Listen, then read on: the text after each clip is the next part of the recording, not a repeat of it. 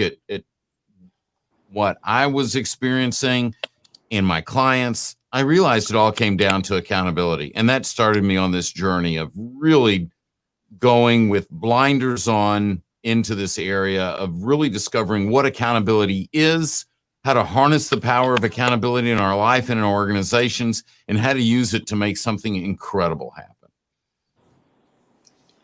That's awesome.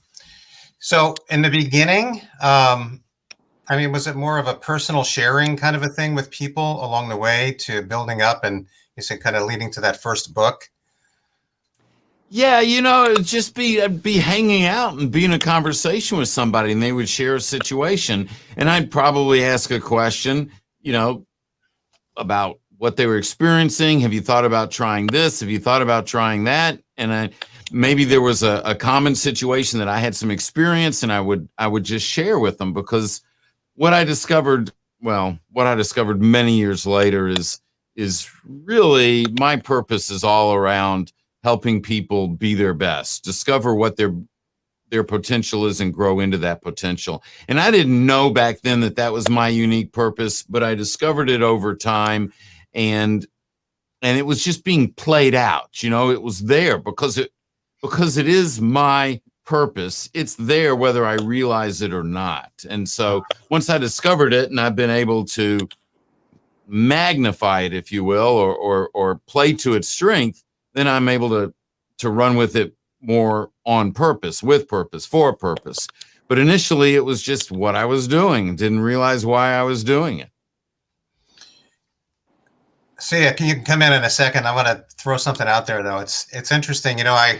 My background, Sam, I came from a drug and alcohol background. So I was a kind of a late bloomer in life. And, I'm grateful for all the garbage that I did, believe it or not, because, it's been redeemed and been used for the purpose in my life, like you're sharing, but kind of the result and the fruit of that is that I have to learn things the hard way and kind of do them backwards. So what I mean by that is, for me to learn the value of accountability in my life, it was because I didn't have any. I didn't know its value. I didn't know what it meant. And I had to make tons and tons of mistakes and be a jerk in order for these types of, virtues to start to be presented to me and to see the need for them in my life. And I'm grateful for that. But I'm always intrigued when I find people that kind of, had them on inside them in the positive way in the beginning. In other words, it was something that was plopped inside of you. And I know you didn't do it perfectly and didn't know what to have all the answers. Yeah, I don't know that I was. I grew up, I was very fortunate. I had two loving parents, and I grew up in a house with not two loving parents. Not only did they love me, they loved each other. And I grew up in a wonderful environment, and I was taught a lot, but what I've discovered about accountability was not something that I knew on the onset. I didn't realize what it was. I didn't realize what I was looking at. It's I was giving advice and helping people, but it's only over the years of researching case studies, working with clients, that I've really been able to discover what accountability is. And because as I've discovered it, I realized where I've been coming up short and where I need to fine tune in my life and where I could be better. This has been a continuous growth journey for me as well. So, I don't want to put the idea out there that I had it all figured out, because boy, that is not the case.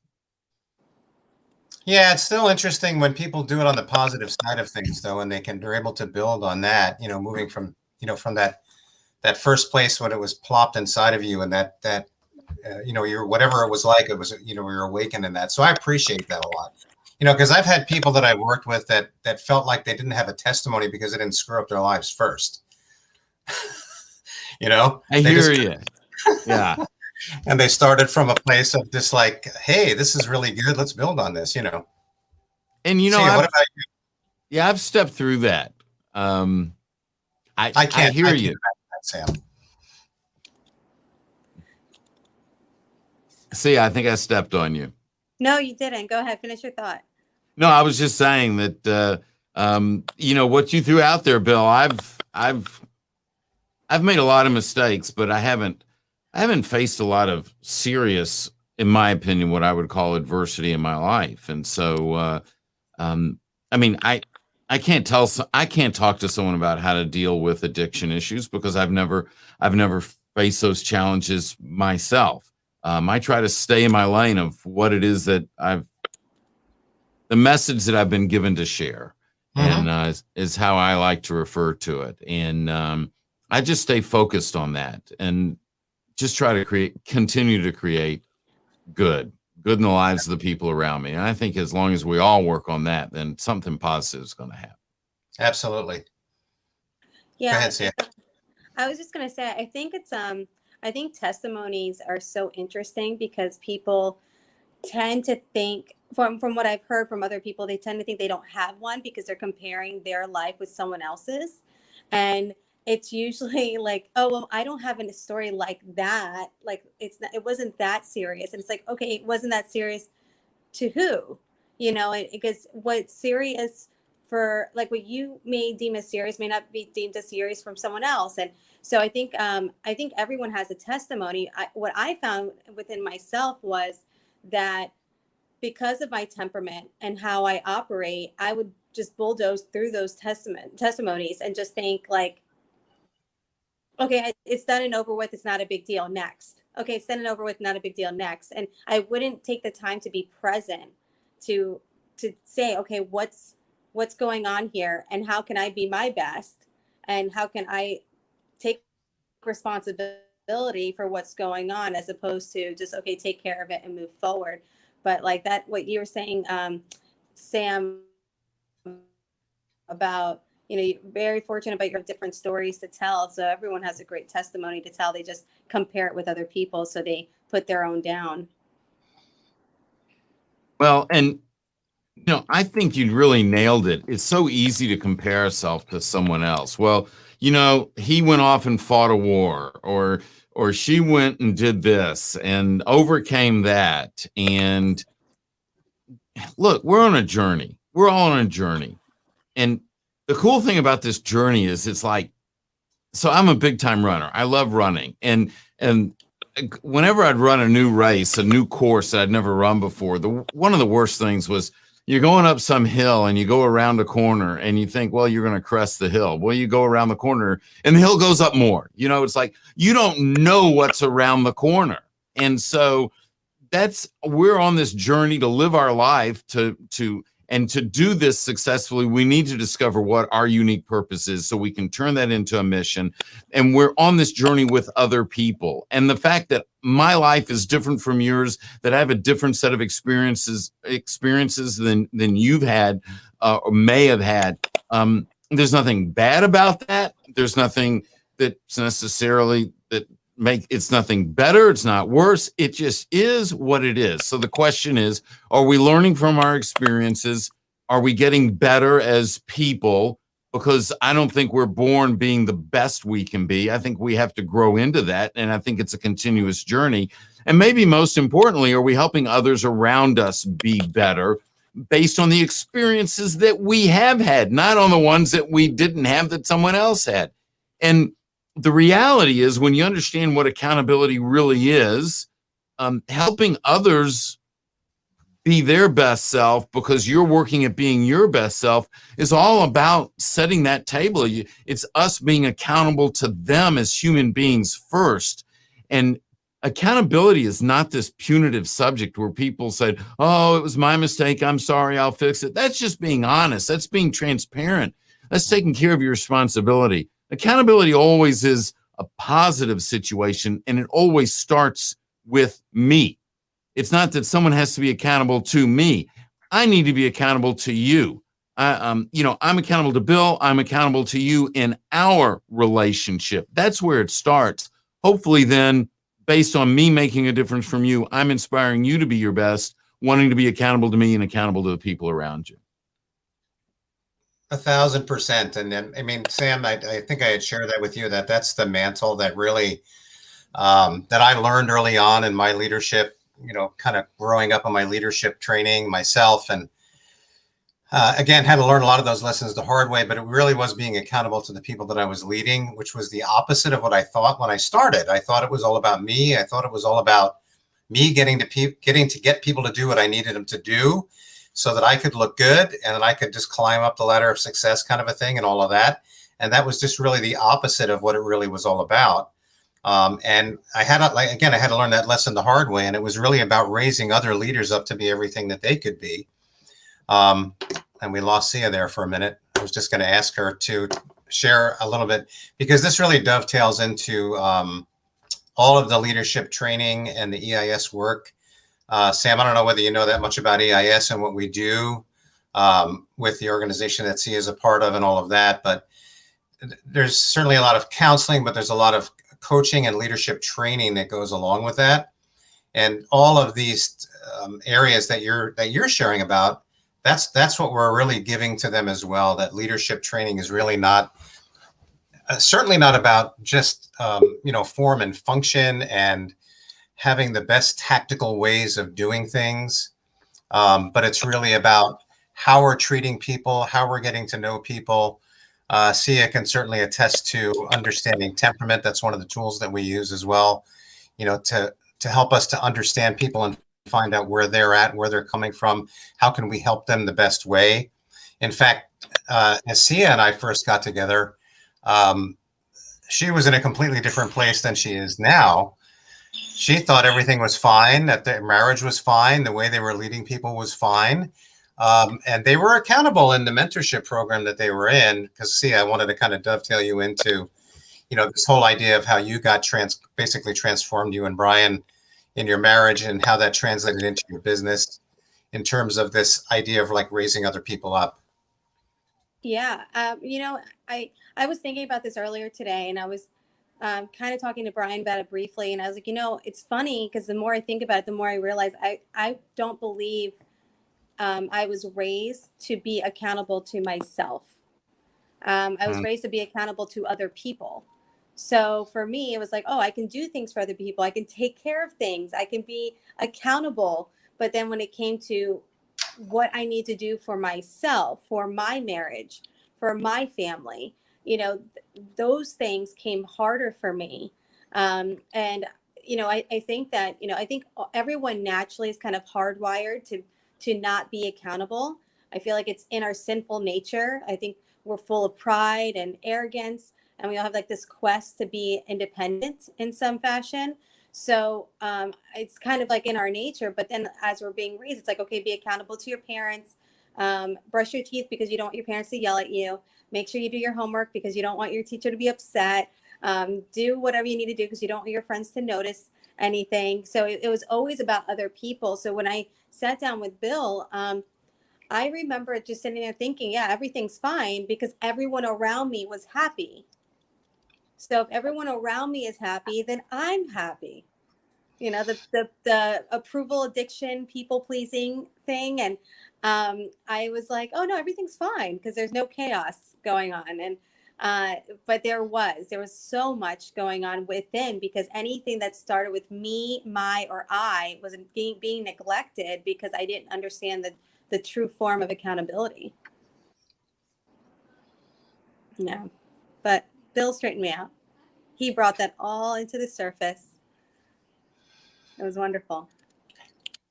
Well, and that experience was really a big breakthrough for you. And you, again, like as Sam mentioned earlier, we all grow into that purpose. And I think for you, my observation is like, you really latched onto that as such a huge part of your purpose, like getting to know the people that you were leading from the inside out with their temperament and all that, and all the way into that whole community aspect that I challenged you with. That I think that challenge lasted over the course of a year, really growing into community. But yeah, I think this is, so Sam, on that level, I know that you bring this into the corporate environment as well. So I'm interested to hear how you do that. I know there's probably a multitude of ways that you do that, but what does that look like for you?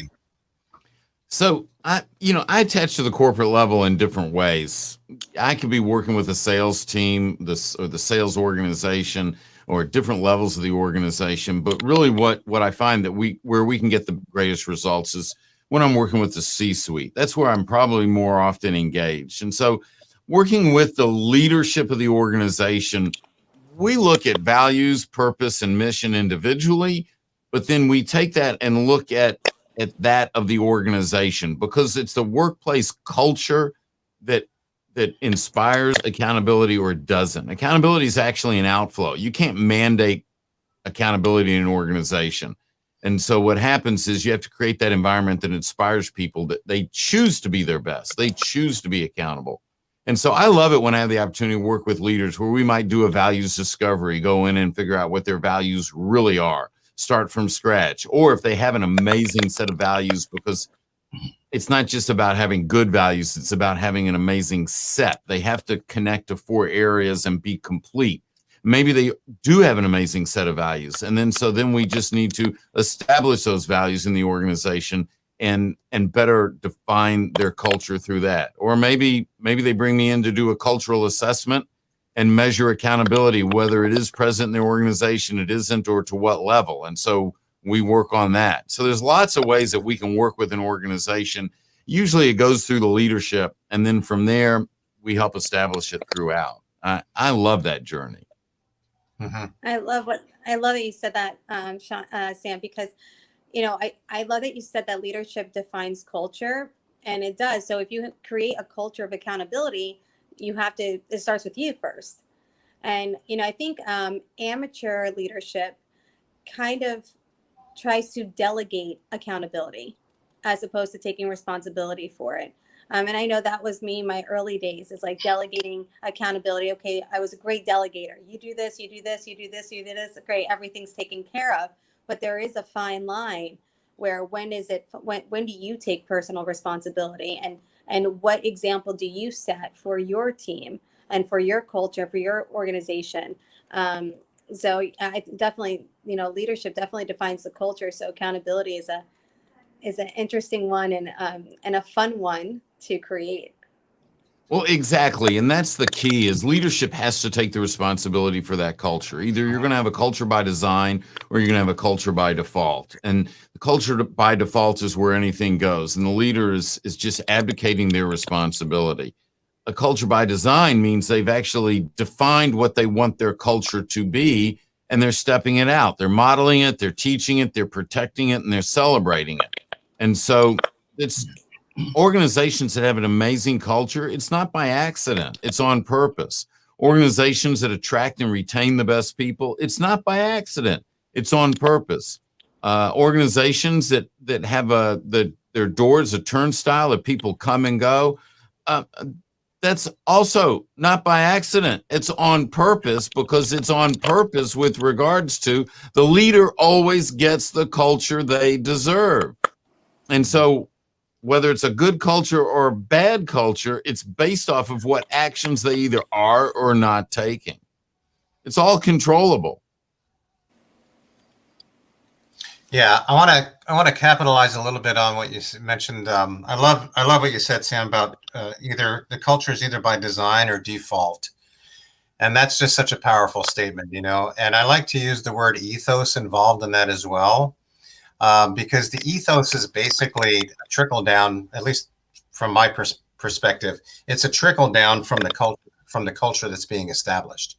Like the ethos is being developed kind of perpetually as you move forward. How people are adopting this culture, how they're playing it out in their relationships, in their and the work that we do in particular, we're attacking both levels, if you will, in terms of marriages, relationships, how people are carrying themselves in their personal lives, and also how they're bringing that into the business culture and ethos that's being created, which is basically the community that's being created along that way. Do you also work in that level as well, and how would that look if so, with the individuals within a company? How does that kind of work, or is you really depending on the leadership to do that? Well, when you say working with the individuals, a lot of the organizations I work with organizations, they could have 6 people, 26 people, 26 1,000 people. And so obviously it varies based on what we're trying to do. If the leadership team doesn't have it together, they're certainly not going to help the rest of the organization get it together. And so that's where I will work one-on-one if there is some one-on-one work to be done. The organizations that struggle is where the CEO really struggles. The organizations that thrive, the CEO sort of has figured out in their life how to live a life of purpose, and they're on the right track. Many times I'll help her or him and strengthen that, but that's where it's going to flow from in an organization. But the organizations I work with, usually they have too many people for me to be one-on-one with all the people. And so I'll work with a few of the key leaders, helping them be on track, and then design a system that allows them to step this out with all their people. Right. And also, when you said earlier, you can't mandate accountability, I think is how you put it. Mm-hmm. It's also, you talk about, the values and a set of values. And I think I briefly mentioned this to you when we were on that initial call about values and virtues, kind of looking at it from that lens a little bit. And you also can't teach people values or virtues. Those are things that have to be adopted. And then when you work with, these leaders that maybe don't have that going on, like you said, that you're obviously you're being called into a company for a reason, and then you're meeting with the leadership. And how do you find getting that across? And kind of, I'm going to use the word teaching and presenting those concepts to people like that. Yeah, I'm not sure where your definition of teaching and adopted connect necessarily, but to me, the greatest cultures that I've seen, the greatest organizations that I've seen, I've also seen situations where spouses at a company-wide meeting or a picnic or whatever will say something like, "My husband's a better husband for having worked here." And when I hear that, I know that something is going on in that culture that's dramatically positive, that there's a set of values that are in place in the culture that have transcended the organization to the individual, and that then they have gone home with that individual and they've permeated the relationships at home. That's how powerful a leader can be when the leader steps out a set of values within the organization. And when a leader is modeling and teaching those values, then people pick that up and they adopt, they take them on because they've been modeled, they see them in action, they then know how to step it out. Many times people don't live certain values, they just don't know how. But when you see a leader step it out, and because all eyes are on the leader, then you learn how to step it out. And here's the thing, because all eyes are on the leader, the range of error, the margin of error for the leader is much less than it is for the average employee or the average associate or the average partner in an organization. And the leader has to accept that that's the responsibility of leadership. So, you know what? If I expect my people to be on time, I better be on time every time. There's no margin of error. Now, that's a tactical thing. Accountability is not about doing. It's not a way of doing. Accountability is a way of thinking. It's how we think about people. Accountability is keeping our commitments to people, but not the tactical transactional commitments like I'll be here at 3, I'll get my work done, I'll turn my paperwork in. All that's, you should be doing that. The relational commitments, and there are 10 of those relational commitments are what define accountability. Like a commitment to live the values, a commitment to stand by you when all hell breaks loose, a commitment to leading someone to their potential. These are commitments that are made through actions, not through words. They're more powerful. They build relationships. And what happens is that's what builds accountability between me and you, and hopefully inspires it in you back to me. I would assume that list that you just gave us a couple of examples from is in a book somewhere. Oh, it might show up in one or two. That particular list of those 10 relational commitments that define accountability show up in my book, No Matter What. they show up in the book, I Am Accountable. Yep. Well, those are awesome. I really love that. I really love that. See, are you practicing those in your business? We are.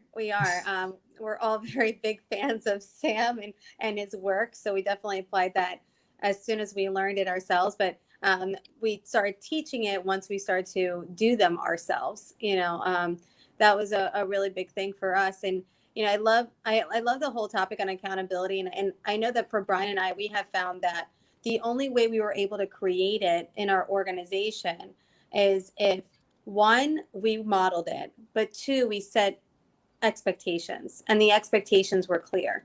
And that's something that I really loved about EIS, was that the expectations were clear. Like, I trust that if you come back tomorrow, it's because, or you come back the next appointment, it's because you practice what we spoke about. And, at times I hear people talk about, whether it be EIS or, in our organizations, about things that they're doing, but they don't know all the details, which tells me that they're not a really good student. So it's like, how are you practicing if you don't know your temperaments? Like, how do you, if you don't know your temperament, you don't know your spouse's temperament, what are you studying then? Like, what are you looking over? What are you guys talking about? And I find that always interesting. So I learned actually from Bill specifically, that expectations have to be clear, and it's a very dangerous place that you go in if you tend to bury your message, which some people do. They over talk and they bury their message, which then kind of dilutes the expectation. So then what ends up happening is you're forced to now manage people and not expectations, because the expectation wasn't necessarily clear. And so I with your I said 10 commandments, but with your 10 points, it's definitely something that we personally practice. One of the things too, Sam, that's I think unique in the business that Sia is in, first of all, is they're all independent business owners within a larger structure. And secondly, another unique factor is many of the people in the business are couples in the business, in which their relationship is twofold, in the sense that they're in business together and they're also, raising a family together, and so on. And there's so much overlap in that. And to me, it just doubles down on the need for accountability on so many different levels. Do you find that too in the work that you're doing, in terms of, again, I know it's moving into more like the individuals within, but I guess in the leadership, are the couples involved in that too? I know when you mentioned it about the leaders adopting this mantle of accountability and understanding what it is, and then it trickling down into their homes and their own life. Do you have opportunity to see that played out in terms of the couples themselves that are in leadership? Well, absolutely. Here's the thing. The greatest leaders I've been fortunate enough to be around, learn from, watch in action, are doing certain things. And one of those things is they value people. Great leaders value people. And if you don't value people, you'll never be accountable. If you don't have a relationship with someone, you'll never be accountable to them. If you don't like someone, you're not going to be accountable to them. And so when you value people, now I've never met anybody that said, well, I don't value people. We all value people. Well, but what does that really mean? Valuing people as human beings, regardless of where they're from, regardless of what they look like, regardless of what their level of education is. It's just because they're human beings, you value them. When you really come at a relationship like that, and all the undisclosed and hidden bias is removed, you treat them differently. And if you're not treating your spouse in an amazing way, then you're not going to be treating other people in a way that you should be treating them. So there's no separation between family and work at this point. It's when you truly value people and you value someone and you make and keep relational commitments, like I'm going to stand by you when all hell breaks loose. Or it's all of us, which means if you fail, I fail. If you succeed, I succeed. Or commitment to a good name, or commitment to the truth, or your word is your bond.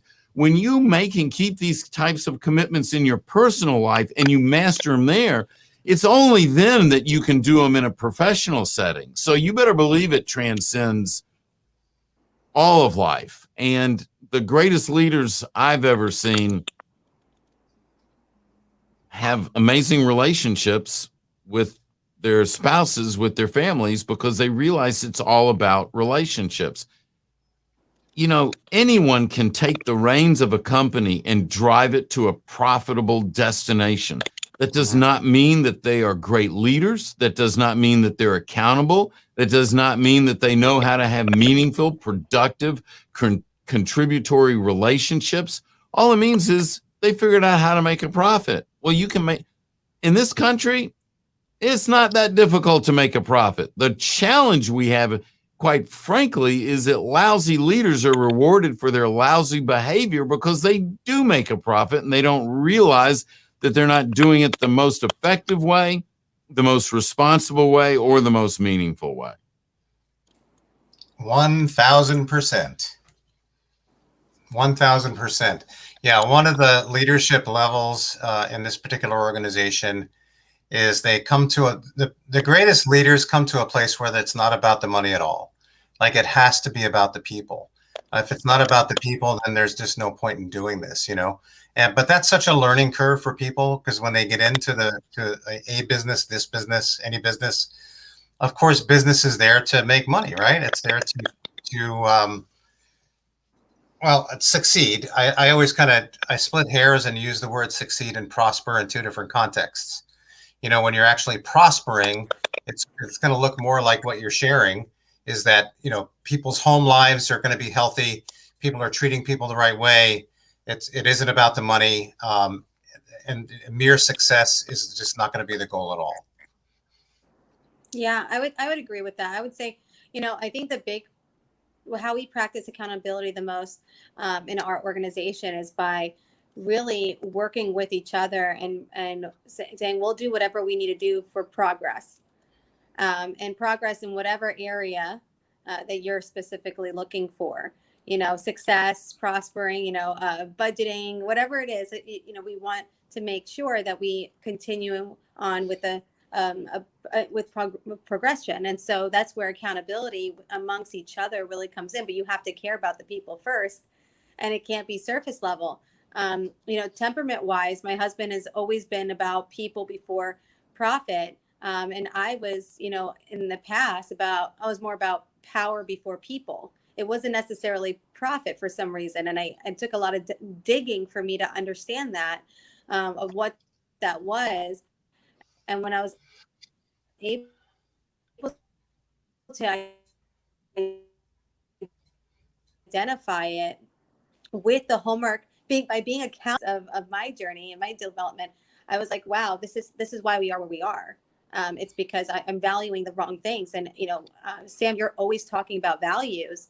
And, you know, people ask me sometimes about accountability. They're like, how are you so accountable to yourself and to all, you know, to I have a goddess hour where every morning I do my thing, and I need that alone time for myself. But they're like, how are you so accountable? It's like, well, or how do you stay motivated to be accountable? Well, in order for there to be motivation, there has to be meaning. And so where my meaning comes from is my values. And I learned that a lot of that from your books, Sam, is that values is, if you don't have a concrete list of what you actually value, you don't really have a path to follow. And then there's no meaning behind the motivation. Thank you. And that's the key. That's the key. Now, here's the challenge. Let's just put it on the table. We don't always recognize that we're off track. We don't always recognize that we're not hitting the mark. And so this is why we need people in our lives that we can trust, and that we allow them to speak into our life, because it's like, I had somebody really important in my life that it was, I'd be late for a phone call, or Sometimes I'd cancel a call to take a different call. And I felt like, well, this individual will be understanding. And the reality is I was sending a message that I wasn't valuing them, their time, their needs, their importance, their worth to the degree that I should have been, because I shouldn't have been subjugating that individual to anyone else. And quite frankly, it was something that, I was off. I was just off. And I didn't mean it to be that way. That wasn't my intention. But until it was pointed out to me, I wasn't able to grow through it and admit my mistakes, face the fact that, you know what? Your actions. Okay, so my dad always said, your actions speak louder than words. We've probably all heard this from our parents at one time or another. I heard it. I kept track 57,572 times, give or take. And so, but I never really knew what it meant. But the reality is, you know what I believe. If you follow me around for the day, you know what I believe. And it could be that some of the things that you see, I might think are no big deal, but you see them and realize, Sam, there's more going on here than maybe you realize. You don't know necessarily how you're impacting somebody. You could be better than this. And we need people in our life to help us with that. We need to be receptive to that, because that's the only way we can grow. I'm not perfect. I don't get it all right. I want to be better. That's every day. That's my ambition. That's my goal. I want to be better.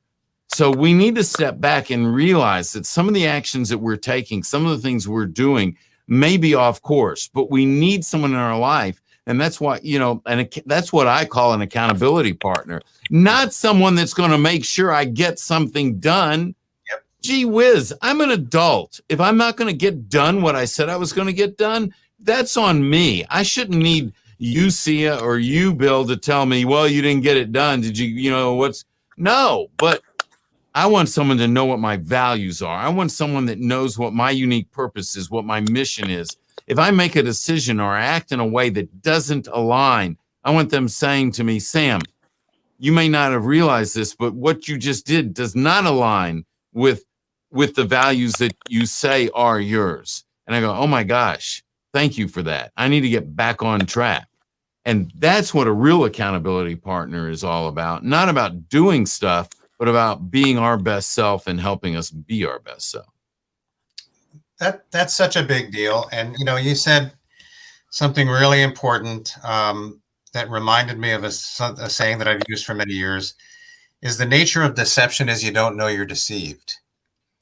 And you said a lot of times we may not know that we're off track. And that's indicating the blind spots that we're all prone to have. We don't have all the answers. We don't know everything. This is why we need accountability in our lives, is so that we can glean. The more I know, the less I know. I had to adopt that posture a long time ago. How can I possibly know anything and everything about anything at all? And unless I become accountable and understand, like, I have something to learn from everybody who's around me. I used to work with the homeless in New York City, for 28 years. And I would learn so much from homeless people in the streets of New York City.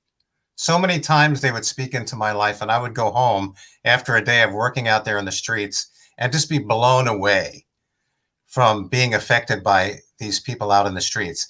But there's like this condescending leadership model that somehow we think leadership is above and everybody else is below. And it's just not that way at all. No, leadership is not status. Leadership is responsibility.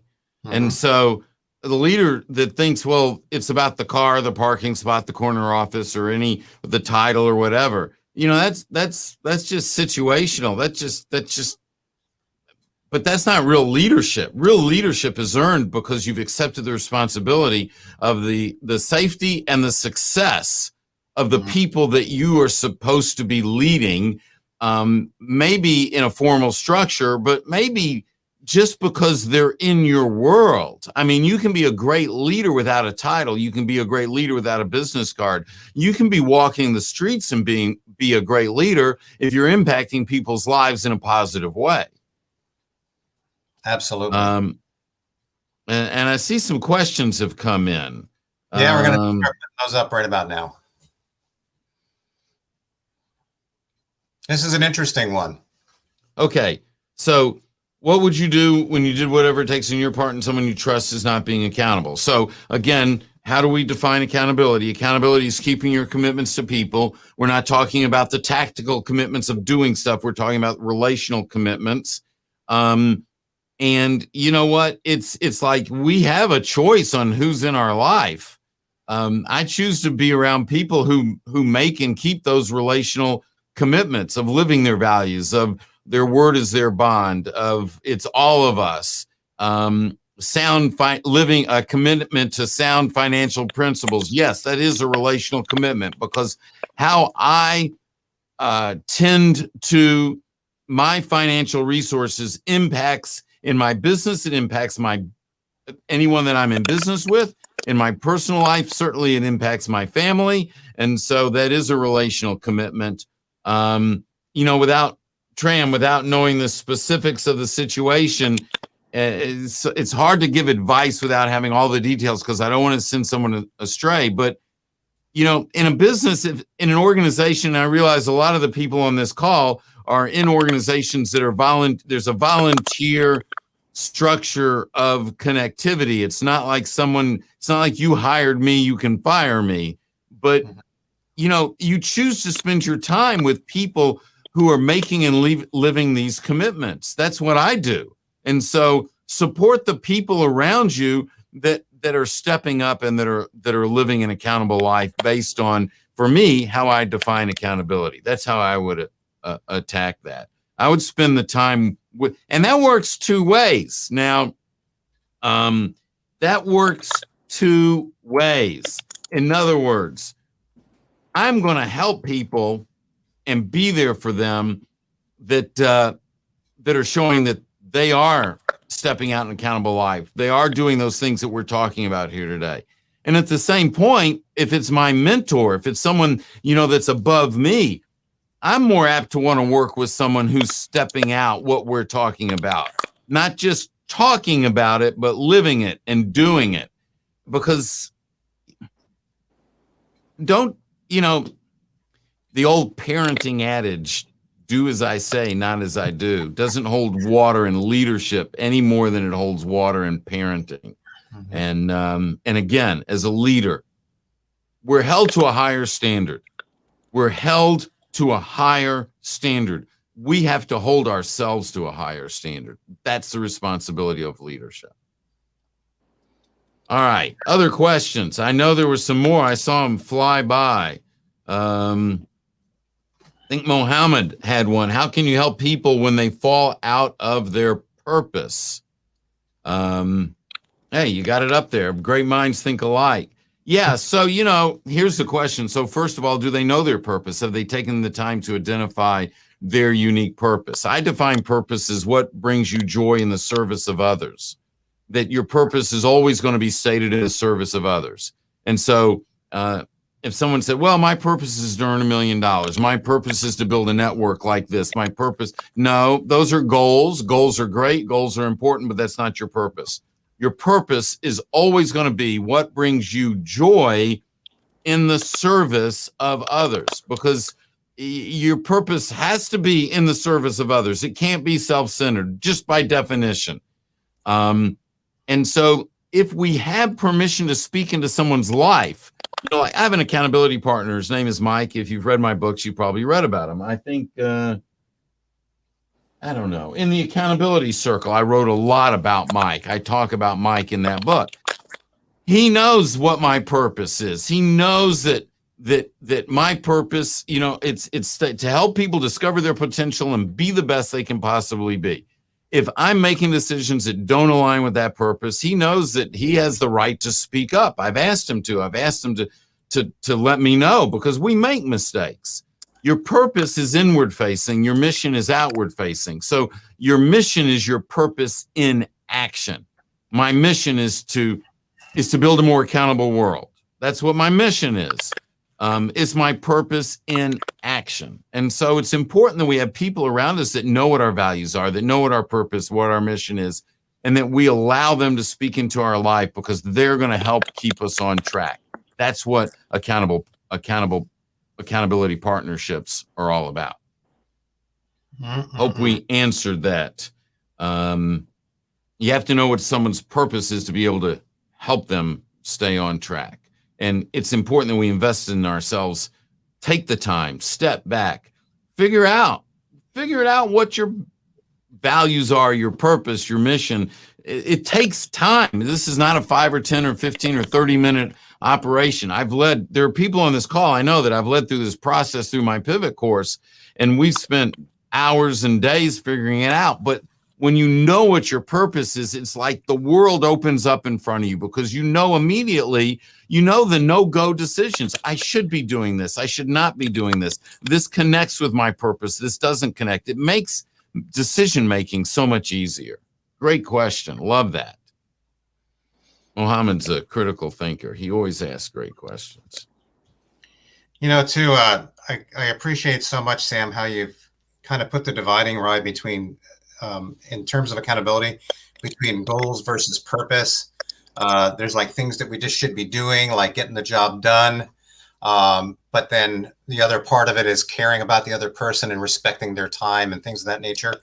And that so much has to do with our service to people and how we're connecting with people, as opposed to even going back to what I mentioned earlier about just leading people, which is the way I kind of term it is there's a difference between managing and leading. Both of those are vital functions, but if I'm just and only managing people, I just want to make sure the job gets done. At the end of the day, we have 500 units prepared and that's it, and then you go home and you punch out kind of a thing. And that's an important part and aspect. But the other aspect is the leadership aspect, which is really helping that person become, the person that they're really created to be. That, why are they here? What's your why? What's your purpose? If you don't have that, that's the missing link, really, in my book. Well, exactly. So first of all, nobody wants to be managed, okay? No one wants to be managed. You manage things. You lead people. People want to be led. So you manage your IT, you manage your computer, you manage your money, you manage your inventory, you lead people. And how can you lead someone if you don't know what their goals and their dreams are, if you don't know what their purpose and their mission is? And so if you really want to lead someone, invest the time to get to know that person on a very deep, meaningful level. Look, this leadership is not for everyone. And the person that says, if I cross somebody here, I apologize, but everyone's a leader? No, everyone's not a leader. You're not a leader if you don't accept the responsibility of the people around you. You might have a title, but you're not a leader. And so a leader makes that choice to take on that responsibility. And let me tell you, that responsibility can weigh pretty heavy on your shoulders, and you don't even realize it sometimes. I was blessed to be elected to serve as president of the National Speakers Association. And I served in that role for about a year. And I mean, that was the term of president. And it was at the end of 8 years on a leadership. And when my term was up and I handed the gavel to my good friend, Philip Van Hooser, who came in as president, and I walked to the back of the room. There's 1,500 people in this room. And I walked to the back of the room.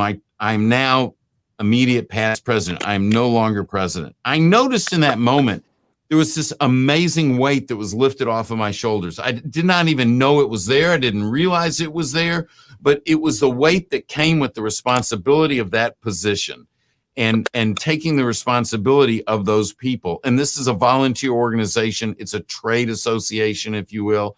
There is a responsibility that comes with leadership. It's an awesome responsibility. It's awesome in the sense of that it's a privilege, but it's also awesome in the sense of that it's enormous. But when you take on that responsibility and you step it out to a high level of proficiency, you're impacting people's lives. And I can't imagine what's more important on this planet than having a positive impact on other people's lives. Absolutely. So it looks like we have one more question there, Sam. Okay. What if you know your purpose and you don't want to acknowledge it because of fear and or wanting to focus on your own goals? Okay. So, all right, Richard, thank you for submitting the question. Again, not having specifics makes it a little bit difficult, but if it's truly your unique purpose, which means it's what brings you joy in the service of others, there is a that's inward facing. The outward facing, the other side of that coin, is your mission. There is a mission that aligns with that. And my guess is that mission and those goals should also align. And I would want to know where the conflict is. We would need to talk about that. We need to know where the conflict is. Now, what if you know your purpose and you don't want to acknowledge it because of fear and or wanting to focus on your own goals? You know, your purpose, if it brings you joy, you're going to want to focus on it. So I can't mandate your purpose for you. Your spouse can't mandate your purpose for you. No one can do that. And when you discover it, it's going to bring you so much joy, you're going to latch onto it. There's no way you would want to do it. So I would question whether or not we've accurately discovered what your purpose is. And I think that's where the conversation would be. I hope that's helpful, Richard.